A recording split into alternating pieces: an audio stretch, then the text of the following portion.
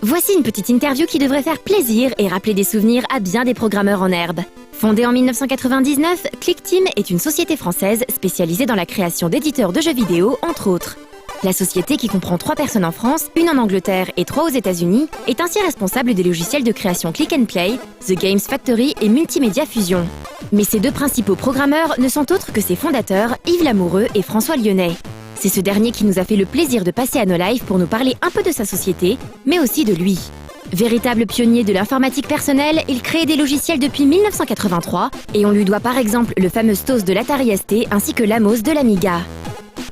Alors les débuts de ClickTeam, donc avant que je m'associe avec Yves Lamoureux, qui est mon associé principal, qui est l'associé principal de ClickTeam, j'étais à mon compte, j'étais auteur de logiciels. Et en fait, moi j'ai toujours fait des générateurs de sprites parce que je faisais des jeux avant sur Commodore 64, sur Amstrad. Donc j'ai toujours fait un générateur de sprites qui permettait de simplifier la programmation. La sortie de l'Atari ST, les gens avec qui je travaillais à l'époque, qui étaient Jokes, m'ont mis en relation avec une autre personne qui s'appelait Constantin Sotiropoulos. Et on avait décidé de refaire un système complet pour l'Atari, parce qu'on n'était pas très progressif à l'époque, on préférait le DOS. Donc lui, il était chargé de faire un DOS, et moi chargé de faire un BASIC. Et comme je faisais des jeux, j'ai fait un BASIC pour les jeux. Donc c'est là que ça a commencé. Donc le STOS, c'est pas du tout vendu en France, on en a fait 50 exemplaires, c'était vendu par Cédric Nathan à l'époque. Mais Jokes a emmené le STOS chez Europress Software en Angleterre, et ils ont immédiatement flashé sur le produit. Ils ont viré la partie DOS qui est de l'Atari ST, ils ont recentré sur le BASIC, ils ont créé des librairies graphiques, des jeux, des exemples, etc. Et c'est là que le premier STOS a été publié. En 1993, François Lyonnais s'associe à Yves Lamoureux pour créer Click and Play. Click and Play donc a donné ensuite Click and Create, The Game Factory, donc c'était à peu près le même produit, c'était un Click and Play amélioré. Click and Create a été vendu par Corel aux États-Unis, aussi par IMSI. Ensuite, on a fait Multimedia Fusion, qui était vendu par IMSI, pardon. Et ensuite, là, on est resté sur Multimedia Fusion. Donc là, maintenant, on est à Multimedia Fusion 2. The Game Factory 2, qui est une version de Multimedia Fusion simplifiée. Et on va attaquer la version 3 bientôt. On aimerait bien que les gens le prennent pour une chose plus multimédia. Mais en fait, les gens le perçoivent comme un créateur de jeux. Mais il y a des objets pour faire des vidéos, des objets pour faire des tableaux, des listes, des combo box, etc. On peut vraiment faire des logiciels professionnels avec. On avait un utilisateur qui avait fait un logiciel complet de gestion de théâtre. Donc ça partait de la réservation des places en cliquant sur les places dans le théâtre, l'impression des tickets, la gestion de la compta, tout ça en Multimedia Fusion. Et c'était assez impressionnant. Donc c'est perçu comme un créateur de jeux, mais en fait c'est un créateur multimédia. Comme souvent dans les logiciels de création ouverts, les ambitions de départ sont souvent dépassées, voire modifiées par les usages et le travail de la communauté des utilisateurs. C'est vrai que la communauté qui est autour de Multimedia Fusion d'une part est extrêmement sympa. Et nous, on a un point d'honneur à faire du support direct sur les forums de notre société. Donc, on répond directement aux questions des gens. On est assez en contact avec eux. Et il y a des jeux qui sont vachement impressionnants. Des jeux, vraiment, on ne croirait pas que ce soit possible. Notamment avec la sortie, il y a quelques mois, de la version accélérée hardware. Donc, maintenant, on peut faire des jeux 2D, mais qui sont accélérés en hardware. Ce qui fait qu'on peut avoir des milliers d'objets en même temps à l'écran et faire des choses assez impressionnantes.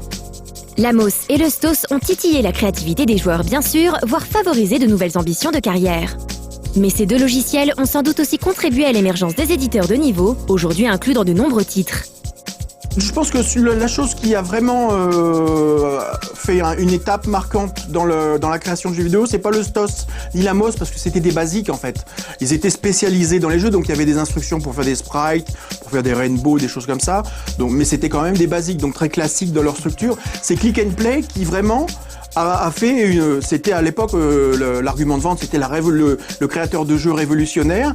Et c'est vrai que c'était le premier logiciel qui permettait de créer des jeux en déplaçant des objets à la souris et en faisant une programmation événementielle directement à la souris sans avoir entrée de code. Donc c'est vraiment Click and Play qui a été je pense que Click and Play a marqué son époque, oui.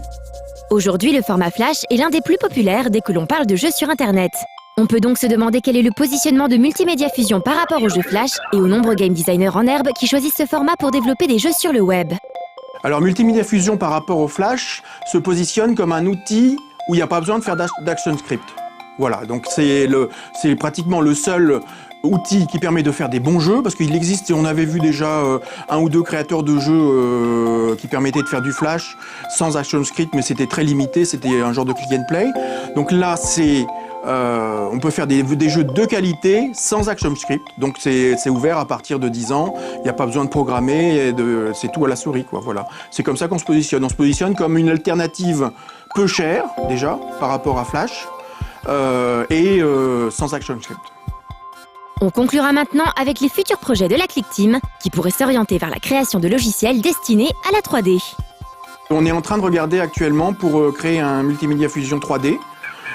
Donc la principale différence serait l'éditeur de niveau, évidemment, puisque là il serait en 3D, mais il reprendrait l'éditeur d'événements avec des actions et des conditions spécifiques à la 3D, donc notamment les 3 coordonnées X, Y, Z, et des mouvements spécifiques à la 3D, l'objet caméra, des objets lumière, en fait tout ce qui constitue un monde 3D.